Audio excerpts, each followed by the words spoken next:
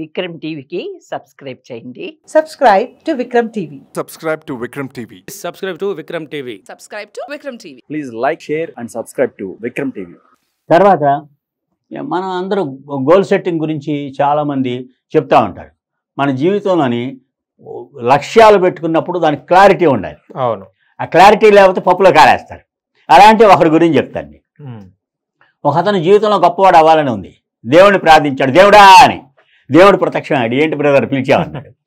అంటే దేవుడా నేను చాలా గొప్పవాడిని అవ్వాలి, నలుగురిని పైకి తీసుకెళ్ళాలి నేను అని అన్నాడు. ఓకే డన్ అని మాయమైపోయాడు దేవుడు. రెండో రోజు వీడు లిఫ్ట్ బాయ్ లాగా కూర్చున్నాడు, నలుగురిని పైకి తీసుకొస్తున్నాడు.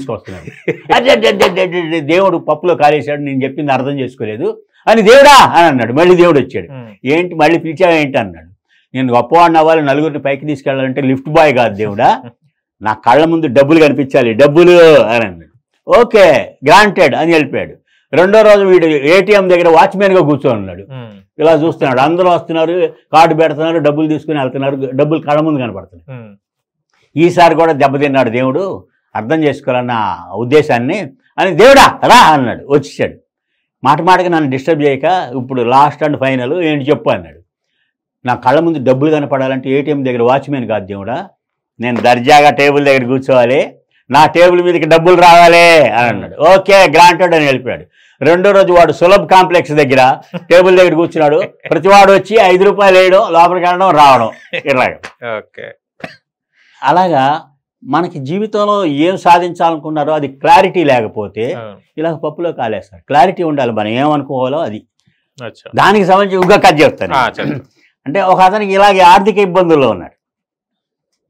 దేవుడి గుడికి వచ్చి, దేవుడా నేను చాలా ఆర్థిక ఇబ్బందుల్లో ఉన్నాను, నాకు వారం రోజుల్లోగా లాటరీలో 10 లక్షలు కావాలి, మా అమ్మకి ఆపరేషన్ చేయించాలి, దీర్ఘవ్యాధి ఉంది 2 లక్షలు, మా తమ్ముడికి ఉద్యోగం వేయించాలి 3 లక్షలు కావాలి, మా చెల్లికి పెళ్లి చేయాలి 5 లక్షలు కావాలి, మొత్తం 10 లక్షలు లాటరీలో, నాకు 10 లక్షలు వారం రోజుల్లోగా రావాలి, ఇదే నీ బాధ్యత, ఇదే నీ మీదే బాధ్యత వదిలేశాను అని వెళ్ళిపోయాడు.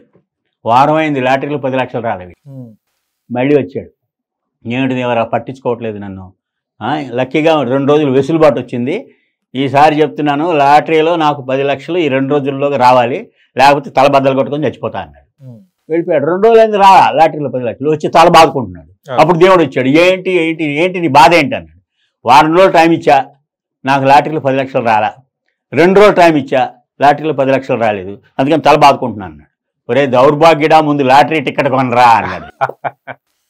అంటే మన జీవితంలో ఐఏఎస్లు ఐపీఎస్లు ఇంకా గొప్పవాడు కావాలని మనం లక్ష్యాలు పెట్టుకుంటాం, కానీ ఆ లక్ష్యానికి ప్రయత్నం చెయ్యం. మనం లాటరీలో డబ్బులు రావాలంటే లాటరీ టికెట్ కొనాలి. అలాగే మనం గొప్పవాళ్ళం కావాలంటే మనం లక్ష్యం పెట్టుకుంటే ఆ లక్ష్యానికి అనుగుణంగా ముందుకు వెళ్లేందుకు కావాల్సిన ప్రయత్నం మనం చేయకపోతే ఇలాగే ఉంటాం అనేది. ఓకే. అంటే ఇలా స్టోరీ టెల్లింగ్ తోని మెసేజ్, స్టోరీ టెల్లింగ్ తోని. ఓకే. ఇట్లా నన్ను ఎవరన్నా ఎప్పుడైనా సరే ఒక కథ చెప్పండి అని అంటే నేను మొహాట పడినా సార్, మొహాట పడకుండా కథ చెప్పేస్తా ఉంటాను. ఓకే. మొహాట అనగానే ఒకటి గుర్తొచ్చిందండి. సుబ్బారావు కొత్తగా స్కూటర్ కొన్నాడు. స్కూటర్ వేసుకొని హుషారుగా రోడ్డు మీదకి వచ్చాడు. బ్యాలెన్స్ తప్పి రోడ్డు పక్క కాలువలో పడిపోయాడు. మా చేతికి దెబ్బ తగిలింది.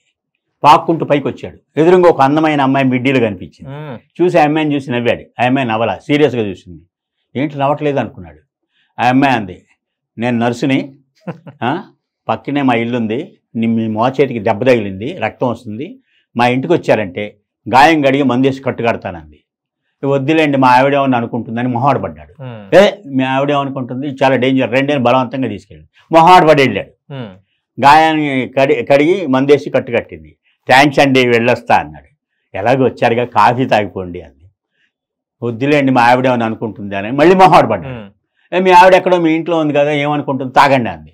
లేదు ఇంకా ఆ కాలంలోనే ఉంది అని అన్నాడు. అంటే ఇది ఈవిడ రమ్మంటే మా ఆవిడేమని అనుకుంటుంది, మొహాడు పడ్డాడు.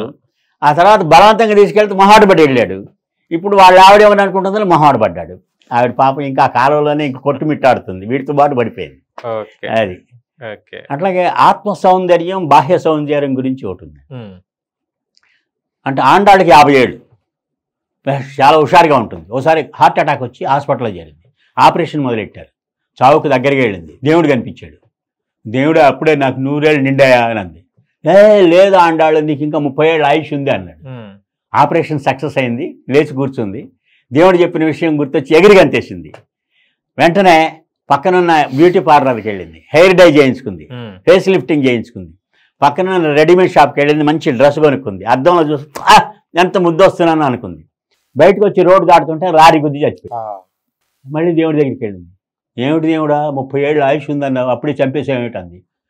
ఓసి నీ మేకప్ తగలయ్యా, నిన్ను గుర్తుపట్టలేదు సుమి అని నాలుగు ఖర్చున్నాడు దేవుడు. మేకప్ ఇట్లాగా చాలా రకాలు.